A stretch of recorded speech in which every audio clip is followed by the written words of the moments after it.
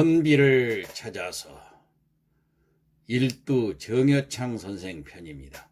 일두 정여창은 1450년에 경상도 함양군 지곡면 개평리에서 아버지 정유굴과 어머니 경주 최씨의 아들로 태어났습니다. 8세 때 의주 판관으로 부임한 아버지 정유굴을 따라서 수행하다가 명나라 사신 장령이 그의 비범함을 알아보고 후일 집안을 창성하게 할 인물이라고 칭송을 하였다고 전해집니다. 일찍이 이천에 있는 진사 이관이의 문화에서 수학을 했으며 1467년 세조 13년에는 아버지 정유골이 이세단 당시 그 병마우후로 출전을 해가지고 이세군과 결사 항전을 하던 중에 전사를 하게 됩니다. 그러자 한 달간 전장터를 떠돌며 그 시신을 찾으라고 그래가지고 찾아가지고 예장을 하는 것까지 사람들에게 알려지자 그 효성 때문에 세조가 정유굴의 공을 가상히 여겨서 정여창에게 아버지의 직책을 제수하였지만은 눈물로써 고사를 했던 것입니다.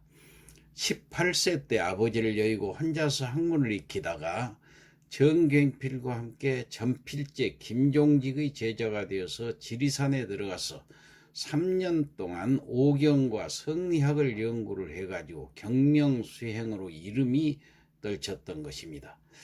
그는 젊었을 때부터 독특한 학문과 언행, 덕행 등으로 선비사회에서 주목을 받았는데 그 일두 정여창은 사람의 도리 실천에서 남다른 데가 있었기 때문입니다. 행장에는 효성의 극진함을 서술한 대목이 자주 나오는데 1486년 일두는 모친이 이질에 걸리자 대변을 맛보고는 날마다 하늘에 호소하며 자신의 몸으로 대신하게 해달라고 간청을 했습니다. 보고 들은 자들이 다들 감동해서 눈물을 흘렸다고 합니다. 이후 모친이 세상을 떠나자 장사를 예에 맞게 지냈고 한 해 동안 죽을 먹으면서 채소와 과일을 먹지 않았다고 합니다. 또 하루도 상복을 벗지 않았습니다. 별세 뒤에 어머니가 받아둔 채권 문서는 원망이 따른다고 전부 불태워서 어려운 사람의 빚을 면제해 줬던 것입니다. 또 유산을 배분할 때는 노비들에게도 나눠졌는데 노비들에게 유산을 배분한 것은 참 전무후무한 일이었지요. 또 가난한 누이가 집을 짓게 되니까 일두는 자기 집 기와를 걷어 지붕을 이어주는 등 그의 선행은 수없이 많은 사람들로부터 칭송을 받게 되었습니다. 이 김갱필, 송석충, 김일손, 정광필 등과 주로 친하게 지내면서 교류를 하였는데 22세 때부터는 성균관에 입학을 해서 성균관 유생이 되었습니다. 조정에서 여러 차례 벼슬을 내렸지만 매번 사양하고 학문 연구와 후학 교육에 전념하다가 1490년 성종 21년에 학행으로 출사하여 소격서 참봉이 되었습니다. 또 그해 가을 문과 별시에 합격을 해서 예문관 검열을 거쳐서 세자시강원 설서를 지냈습니다.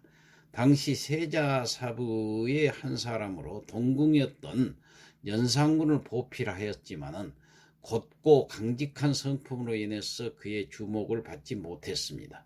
설서로 있다가 성종 25년에 외직인 경상도 안음 현관으로 임명되어서 아주 선정을 베풀었던 기록이 있습니다. 이 안음 현감으로 있을 때는 교화를 실천한 사례도 있는데 일두가 현감으로 재직하던 어느 날 서상의 그 노루목에 사는 박돌이라는 죄인이 감옥을 탈출했던 것입니다. 관속들은 죄인 대신 그의 아비를 대신 붙들어 왔습니다. 그때 일두는 관원들에게 악한 자식을 둔 죄로 아비까지 욕보일 수는 없다. 그 사람을 집으로 돌려보내고 아들을 붙들어 오라고 명을 내렸던 것입니다. 며칠 뒤에 탈출한 죄인이 스스로 강가를 찾아와서 자수를 했습니다. 사또, 제가 감옥을 탈출하여 도망친 박돌이라는 죄인이옵니다. 저의 아버지를 욕보이지 않고 사또께서 풀어주셨다 하기에 감복해서 자수하러 왔습니다. 처벌하여 주십시오.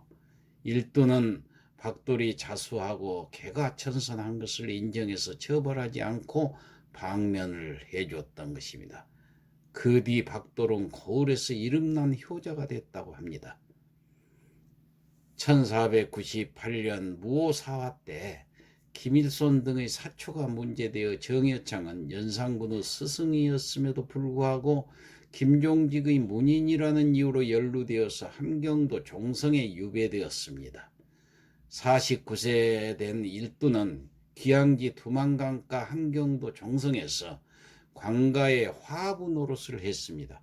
그는 불지피는 하찮은 일을 하면서도 바른 태도를 잃지 않았습니다. 또 시간이 나면 그곳 젊은이들을 모아서 글과 사람됨을 가르쳤지요. 그는 7년 귀양살이 동안 학자로서 자세를 잃지 않아서 그를 따르는 사람이 무척 많았습니다. 유배지에서도 좌절하지 않고 지역의 청년들과 학동들을 데려다가 성리학을 가르치고 지역의 유진들을 만나서 한성부와 시국 담론을 하고 시문을 주고받으면서 변방 지역에도 학문과 문물을 전파하다가 불행히도 1504년 종성 유배지에서 병으로 세상을 떠났는데 그때 당시 향년 54세였습니다. 유배지에서 생을 마감하자 문인들과 유림, 동료, 친지들은 함경도 종성에까지 가서 2달에 걸쳐서 그의 시신을 고향 함양군까지 옮겨와서 장사를 하였습니다.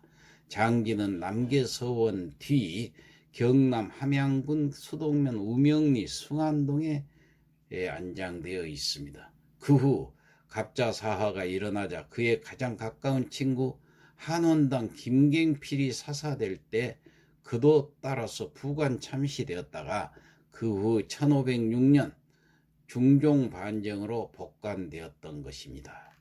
이 중종 때 정몽주, 김갱필과 같이 동국도학의 종으로 숭상됨에 따라 이후 1610년에 정몽주, 김갱필, 이연적, 조광조와 더불어 동방오현으로 문묘에 종사하게 됩니다. 일두 정여창은 당대 최고 학자이며 예술가였습니다.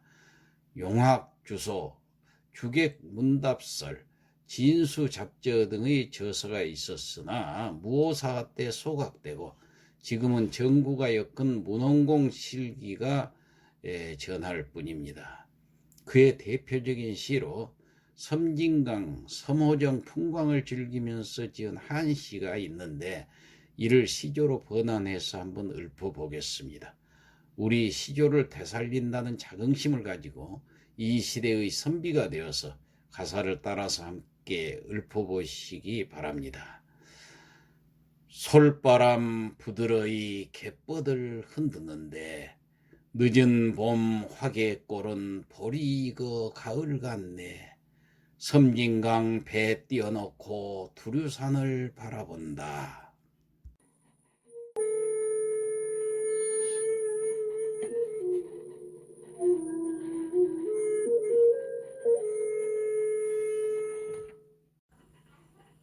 솔바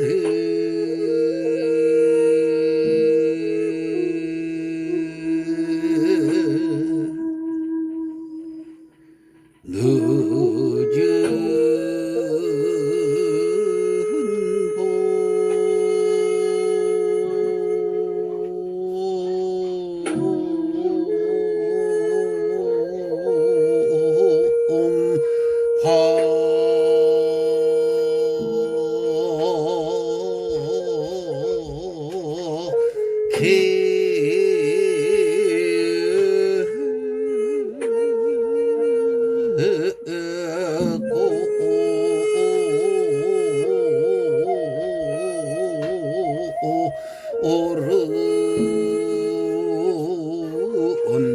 보리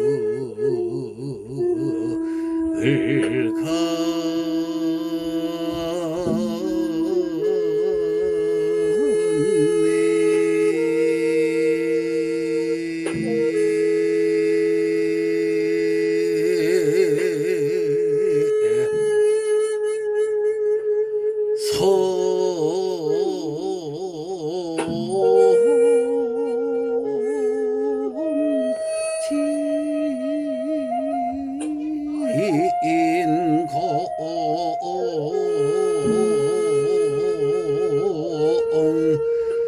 햇띠